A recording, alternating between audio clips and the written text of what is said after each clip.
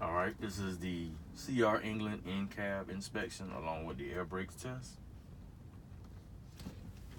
My seatbelt is properly mounted and secured, not bent, cracked, or broken, not missing any hardware. It's no cuts, no rips, it's not torn. It latches and unlatches properly. My side mirrors are both properly mounted and secured, not bent, cracked, or broken, not missing any hardware. They're clean and free of any obstructions, and they are adjusted to my liking. My windshield is properly mounted and secured, not bent, cracked, or broken, not missing any hardware. There are no abrasions, no bubbles, no cuts, no dry rots, no frays, and is not leaking. In my side bin, I have a 10 BC fire extinguisher. It's properly mounted and secured, not bent, cracked, or broken, not missing any hardware. It is up to date, it's fully charged, and the pin is in place. Also in that bin, I have 3 reflective triangles, which are properly mounted and secured, not bent, cracked, or broken. They are red and orange in color, and they are present. In my upper compartment, I have 6 spare fuses, which are present. My city horn and my air horn both work properly. So at this time, I'll perform a safe start. My transmission is in neutral, and my spring valves are popped out.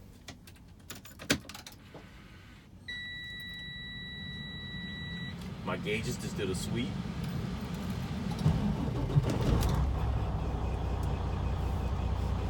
So now I'm gonna check my gauges. My water temperature gauge is rising to the normal operating level. My oil pressure gauge is rising to the normal operating pressure. My primary and my secondary air gauges are rising to proper operating pressure. Between 120 and 140 psi, the governor will cut out. It's good to let your window down so you can actually hear the governor cut out, because you will have to tell the examiner that. My heat and my defrost work properly. My defrost work properly. My indicator lights, my left turn signal, right turn signal, my flashers, and my high beams work properly. My windshield wipers are properly mounted and secure, not being cracked or broken, not missing any hardware. My blades have no abrasions, no bubbles, no cuts, no dry rots, no frays. And there is fluid present in my windshield wiper.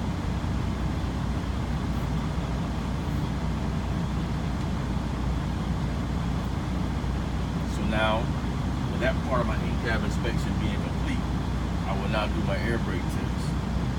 This portion of your pre-trip exam is pass or fail, so this has to be executed just as we have it on our pre-trip inspection documents.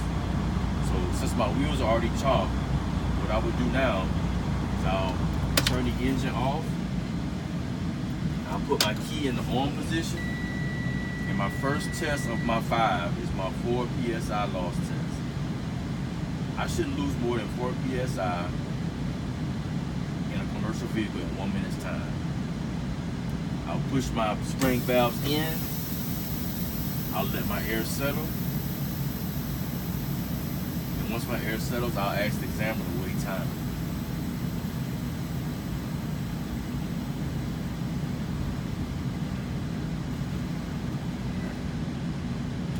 1,000, 2, 1,000, 3, 1,000, 4, 1,000, 5, 1,000. When the inspector calls time, let off the brake. So it's confirmed that I didn't lose more than 4 psi in a commercial vehicle in a minute's time. My second test will be my 60 psi indicator light and buzzer. So at about 60 psi, my indicator light, my low air indicator light will come on, as well as my buzzer. So I'll fan my brakes down to that point.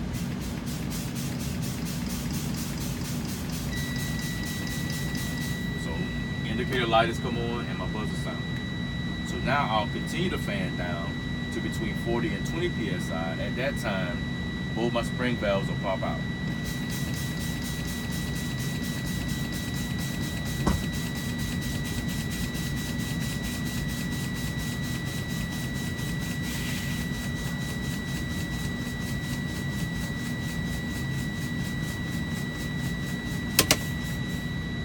They both popped out. So now, since they popped out, I'll get out, I'll turn the vehicle off, I'll I'll use my 3 points of contact to exit the vehicle to unchalk my wheels.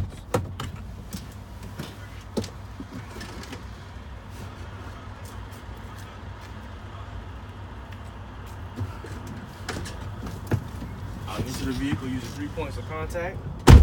Now I'll perform another safe start. Transmission is in neutral and my spring valves are popped out.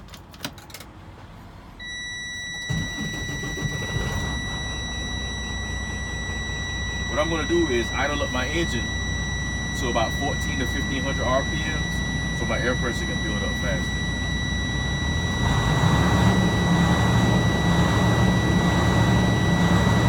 At this juncture of my inspection, if there's anything I think I forgot to let the examiner know, this will be the time to think about it. If it goes back to you, let him know about it now. Inside or outside the cab, let him know what you did because you may call the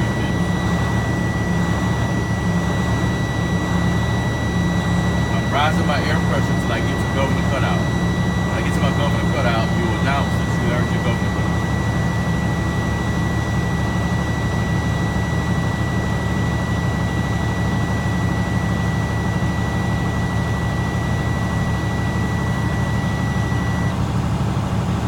So now, at about 60 psi, my indicator light and my buzzer went off.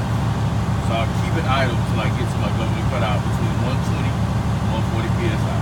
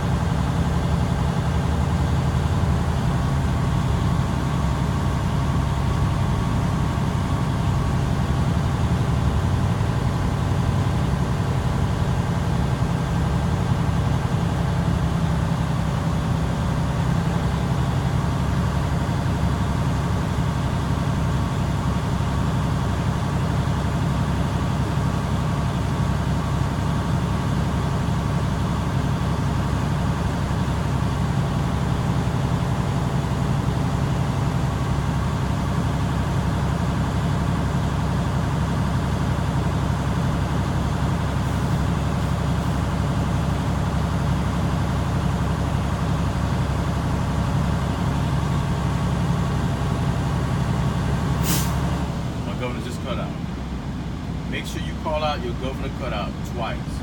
You'll make 2 safe starts, so you'll let the inspector know that you have 2 governor cutouts. One is your first safe start to check your gauges, and your second safe start when you build your air pressure back up. Now my 4th test will be my tug test, in which I'll test my tractor brake and my trailer brake. Remember, the brake that you leave popped out is the brake that you're testing. So first I'm going to test my tractor brake. So I'll push my trailer brake in, put my transmission in drive, and I'll just lightly tug against it. Just a tug to make sure it's not going to move. Next I'll test my trailer brake. Tractor brake in, transmission in drive, and I'll just tug it.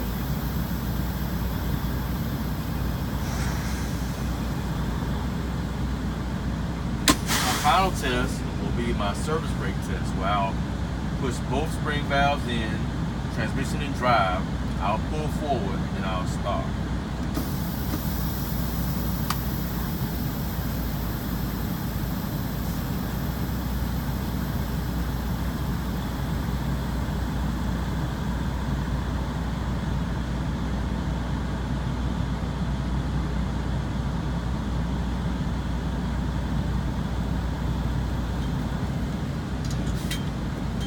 That confirms that my service brake is working properly. The trailer did not shift to the left or to the right. If it did, that would indicate a suspension problem, braking problem, or low tire pressure. And at that point, if you feel you're finished and complete, you can let the examiner know you have completed your in-cab inspection